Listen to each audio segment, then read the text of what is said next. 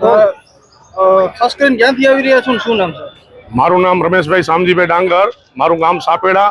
આજે ગુજરાતની અંદર જ્યારે ગ્રામ પંચાયતની ચૂંટણી આવી ત્યારે અમારા ગામના ઉમેદવાર મનુબેન ભીખાભાઈ કબીરા અને જંગી બહુમતીથી જ્યારે 1541નું વોટિંગ હતું એની અંદર 552 મતની લીડથી મનુબેન 852 મતની લીડથી મનુબેન વિજેતા થયા છે।